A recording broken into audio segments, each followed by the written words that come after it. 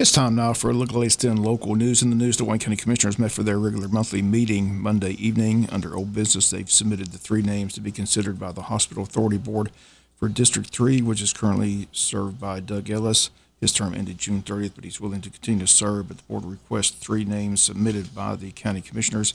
Three names submitted Monday are Doug Ellis, Sean O'Quinn, and Ken Reddish. Under citizens' concerns, Lillian Burns asked that the county commissioners address the animal pound and animal control situation. She explained she found a wounded animal in her yard on a Sunday afternoon. It wasn't hers. Called for help, but the animal control stated they're not available on the weekend. She said she took the dog to the vet, wound up paying a lot of money out of her pocket to have the animal seen and attended to. X-rays were done. She was hoping that someone would adopt the animal. Says the county needs to simply address the issue of animals just being dumped in the county and nowhere to take them and no one to care for them. Commissioners took the information as information, but again made no comment. Commissioners approved their contract with the Heart of Georgia Altamont Regional Commission and Wayne County Transit. They approved their agreement for the IT with Diversified Solutions. They accepted bids on parcels of property that they are working to get the properties back on the tax digest. County sets a minimum bid. If they receive bids more than that, they accept. Walkwright Properties purchased two parcels last night, one parcel for $17,000, other for $25,000. Commissioners also set minimum bids for other parcels of property. Minimum bid for two of the parcels $9,000, the other $10,000. Commissioners also approved the layout plan for the airport. They stated it's the next phase in improving the airport. Under board appointments, commissioners appointed Janice Phillips on the Aging Advisory Committee, replacing Ashley Armfield, whose term expired at the end of June, and stated she was not wishing to serve any longer. The other appointment tabled Lowell Mather's term expired at the end of June. He also wishes not to continue to serve on the Aging Advisory Committee, but again, that appointment was tabled. Commissioners also reappointed Autumn Starling to the Mental Health, Developmental Disabilities, and Addictive Disease Advisory Council, Region 5. On hand at the meeting was Wayne County Recreation Director Lamar Eccles. It was stated that the Wayne County Recreation Department has won more district and state championships in the past 5 years than any other county in the district. Commissioners also approved the purchase of a new sweeper for the Recreation Department. The cost $68,504.48. Lamar Eccles says the old one is 24 years of age and needs replaced. The new sweeper approved last night by the commissioners. Under items with commissioners, Mike Gordon says the county recently was able to purchase a used fire engine and equipment that will be used at the Gardi Volunteer Fire Department. And Gordon says the county is doing everything it can to lower the ISO rating for the county. Two slabs for two more volunteer fire departments have been laid and are in the process of opening soon. Commissioner Jamie Hickox joined the meeting by phone as her father was airlifted to Savannah Hospital over the weekend, but she reported that the report from the doctors is good.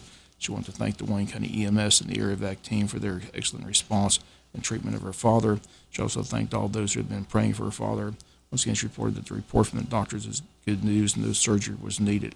Finally, an executive session that ended with an announcement that another workman's comp case has been settled by a unanimous vote by the council on the advice and recommendation from the attorneys representing the county's insurance company. Again, that's a look at your county council meeting from Monday evening. We'll come back with more news after this word from our sponsor, other commercial messages, so please stay tuned.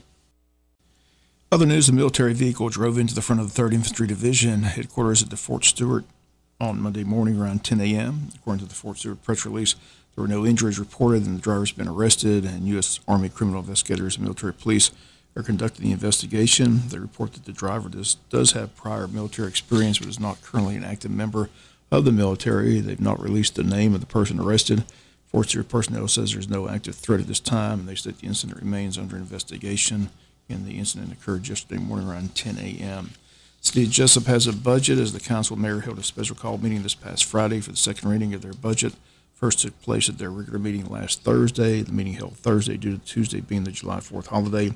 Budget passed by unanimous vote, with Commissioner Tim Cockfield stating he still has reservations about the budget and the amount of spending in the budget. The big news in the city is the surprise resignation of Jesup Police Chief Perry Morgan, who returned his letter of resignation into the mayor and council at the Thursday night meeting.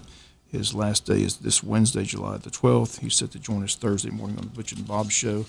We should learn more about why he's opted to resign early. The city's named Chris Hamilton, the interim police chief, until the application and interview process takes place for the permanent police chief. Once again, Police Chief Perry Morgan, our special guest this Thursday on the world-famous Butch and Bob Show. Other story in the city is the vacancy on the council in District 5 after the passing of longtime Commissioner Ray Haas. Council has not been able to reach an agreement on who should replace Ray Haas. They had 3 names submitted to them, but none able to receive the necessary 4 votes to be appointed. Seats up for election in November. The qualifying gets underway on Monday, August 21st, as the cities of Jesup, Odom, and Scriven all have elections in November.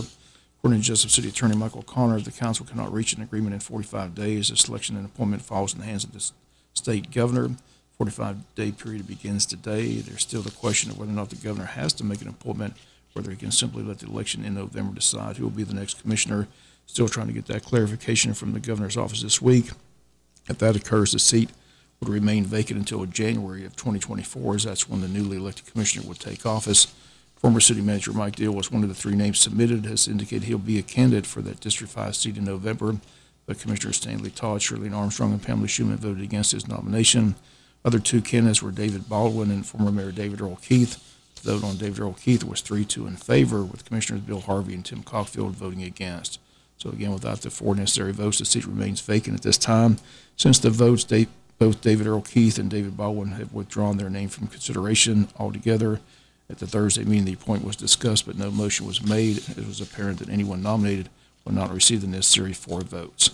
And WIFO continues to follow the story as it develops, still seeking clarification if the governor has to make an appointment or can simply stay out of the local politics, let the voters decide in November.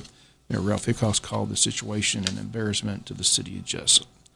We'll be back with some final news notes after this word from our sponsor, other commercial messages, so please stay tuned. Final notes in the news: Wayne County Superior Court in session this Thursday with Judge Stephen Kelly on the bench. He handles Wayne County's drug court. Judges invited the county commissioners to drug court to watch the graduation ceremony this Thursday morning at 9:30 a.m. Hospice Society Georgia getting ready for their Market to Midnight event. It's set for Saturday night, August 26th from 7:30 to midnight at the Farmers Market, featuring the band's 6-piece suits. Tickets are now available at Hospice, $15 each. That includes the silent auction items, food vendors, and night of entertainment. Need more information, call Callie McGregor at 912-588-0080. Schools will soon be back in session, and the Long County Health Department has 2 more school vaccination and screening events this summer for children and teenagers. The dates July 13th and August 24th. Appointments can be made by calling the Health Department at 912-545-2107. They state all students entering pre-K, kindergarten, or entering a Georgia school for the first time must have proof of vaccinations and must complete a vision, hearing, dental, and nutrition screening. Clinics are scheduled from 8:30 to 11:30 in the morning and from 1 to 5:30 in the afternoon. Again, the dates July 13th and August 24th.